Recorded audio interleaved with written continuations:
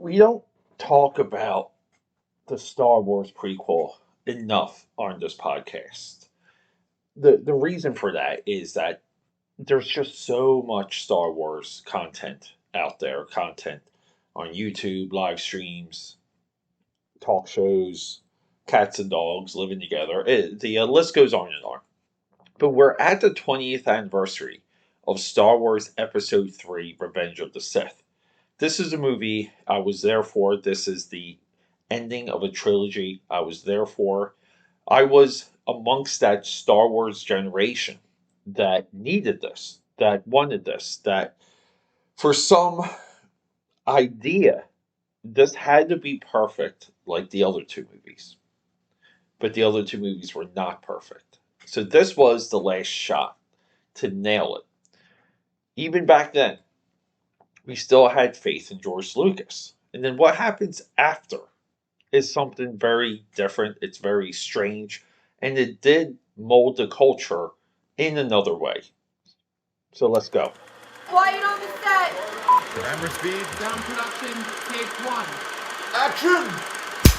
Yeah, it's wild to me where we have some Star Wars influencers that these guys held the torch to burn down George Lucas, Lucasfilm, Howl at the Moon, because Star Wars Episode 1 was a disappointment, Star Wars Episode 2, Attack of the Clones, was a disappointment, and Star Wars Episode 3 did not quite land. This is what I call, there's a documentary, The People vs. George Lucas. This heat was so much that he couldn't get a TV show, which was The Underground. I think it was going to be called Star Wars Underground. It was going to deal with like the Boba Fett side of the Star Wars universe, which is criminals and bounty hunters. He wrote something like 40, 60 scripts, excuse me, and still couldn't pull the trigger, still couldn't do it. And a lot of that is because the goodwill within Star Wars had eroded by that time. He had to sell to Disney. George Lucas had to sell Star Wars to somebody, anybody. Disney was the best suitor, which is kind of weird because the track record for Disney acquiring things, it wasn't totally great when it comes to the male market. They acquired Power Rangers and had to dump it. The Power Ranger stuff didn't become a mainstay, didn't become financially valuable. Disney, just when it comes to legacy purchases, also purchased Muppets before this. And Disney did not do stellar things with Muppets. But George Lucas sells to Disney, I believe, for about $4 billion in 2012.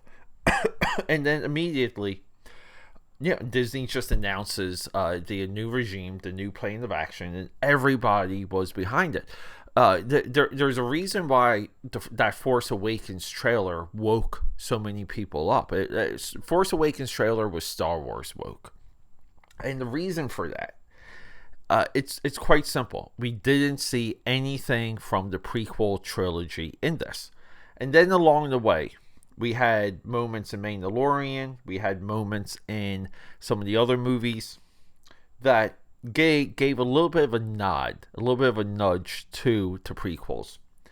And people wanted this. They wanted a retcon, a recanonization, if you will, a recontinuity, if you will, of more significance and explanation and meaning injected into the Star Wars prequels, episodes 1, 2, and 3. And some of that did happen with Mandalorian. But Mandalorian's the one that we focus on a lot. Now, some of that, too, comes from Ahsoka. During all of this, we had a run of animation that I feel like people glaze and they rose-colored lenses the animation a little bit too much. A little bit too much. I tried watching them a few times, couldn't quite get there, but it did create Star Wars. The cartoons created Star Wars for a younger generation that grew up watching those episodes, those multiple seasons on the Cartoon Network, And then all that graduates into the Ahsoka series.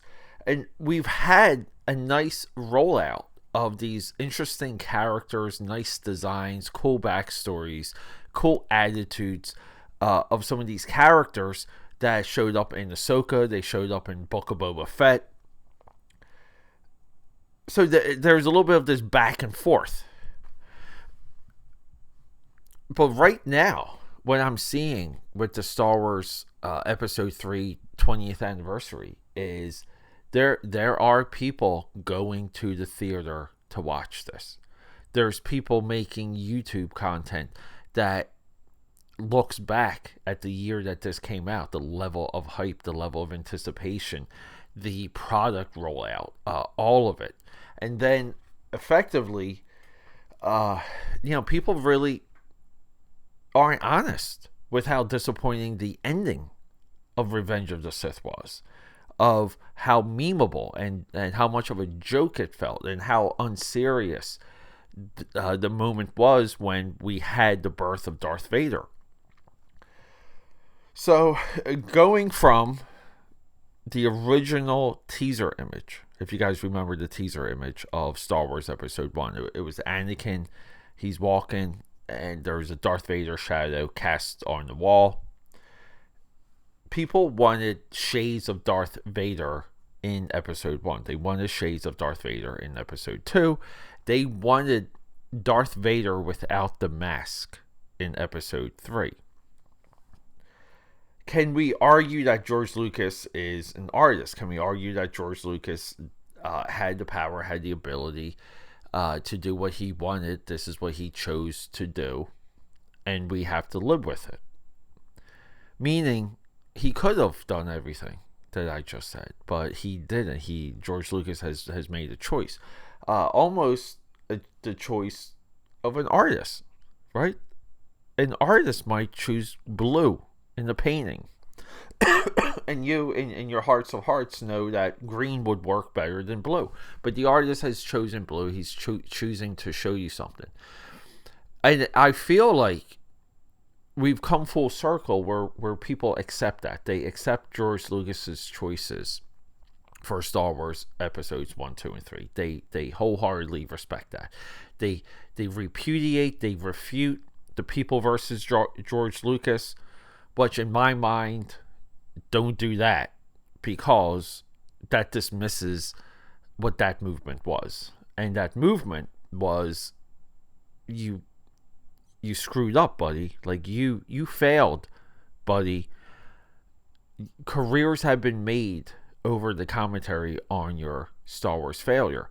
I don't think that should be dismissed, because Star Wars, the fandom, is as complicated and fun to learn about as the production itself for the movies. And we'll get into that, calls on may the 4th be with you.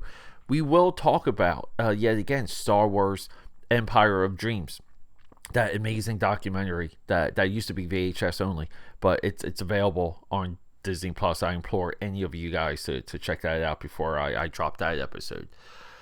But yeah, the people have come full circle, and it's wild to me, because here we go.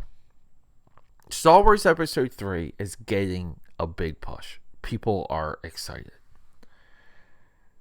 There's going to be a generation of people, and it's going to be soon, that are going to look back at The Last Jedi, that are going to look back at everything with Rey and Palpatine, and when those movies come back out, when those DVDs get re-released, because they'll still have physical format releases, but you guys get what I'm saying. The new trilogy will get re-released. Excuse me. And when it does, we're going to see what the people see in the prequel trilogy. Episodes 5, 6, 7, or 4, 5, and 6 are going to get the same treatment that Episodes 1, 2, and 3 got. And here, or 3, 4, 5, right? I'm losing track. But the original trilogy had that happen itself. And people very, and even within the Star Wars fandom, they have forgotten Return of the Jedi. How much of a joke that movie was, how much of a marketing push, how much of a kids line. It got 2 cartoons. It got Ewok special TV movies straight to ABC or straight to NBC. Later to go on to live on VHS until the VHS era died, and those movies kind of disappeared for a while outside bootleg. Return of the Jedi was the children's push, and people did not like the Ewoks in that. They hated the Ewoks. They loved everything else. But the movie, in all, wasn't very watchable at some points. But now, they will say the original Star Wars trilogy is of a few perfect trilogies. It's crazy, aka Patters. The new trilogy will develop a fandom. There's people that will watch it knowing that Rey becomes a Skywalker, that Rey is a Skywalker. They'll watch it and they'll like it. They'll anticipate it. They will watch Force Awakens thinking Rey is related to Luke Skywalker. And then as they watch the movies, it will slowly be revealed that she is not, but she takes the namesake. And that's going to create meaning for Rey. This is just the way the cookie crumbles. So it's funny to me that a lot of these people, and I know them, they're out there holding up the red lightsabers for Star Wars Episode 3, saying how great it was when it was released, how much fun the anticipation was, how pleasurable. You will hear that the movie moved fast. And, coming out of Episode 3, anyone who is truthful and honest, says, the Yoda Chewbacca thing makes no sense. The Yoda stuff, overall, in Episodes 2 and 3, very challenging. The final fight between Anakin and Obi-Wan. I mean, why do we act like it just makes sense the way how Anakin gets his legs chopped off? That always bothered me. It was always weird, too quick. And you don't slow-mo that. You just don't kind of slow it down a little. I get it. It's a kids movie. We wanted a different Star Wars. And I think I'm of the fading squad. The fading battalion. The fading warriors that said no to this. Now, Episode 1, Episode 2, leading into May the 4th be with you. I put Episode 3 on often because I'm still fascinated of the inconsistencies of the movie. I'm fascinated by it. It's a lot like when I watch La La Land. And now I always touch on this.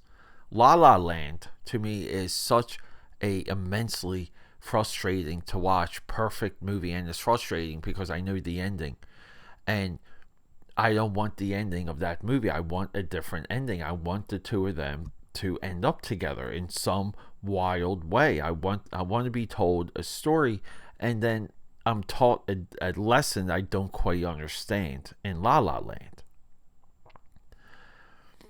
So I watch Episode 3 all the time, hoping for something, hoping to understand the formation of Vader at the end, hoping to feel into the moment.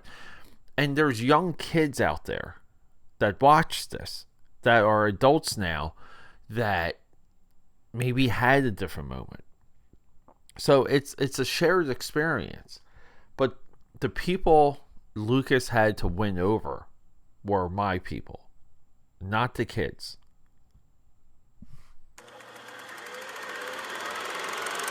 Okay, that's a wrap.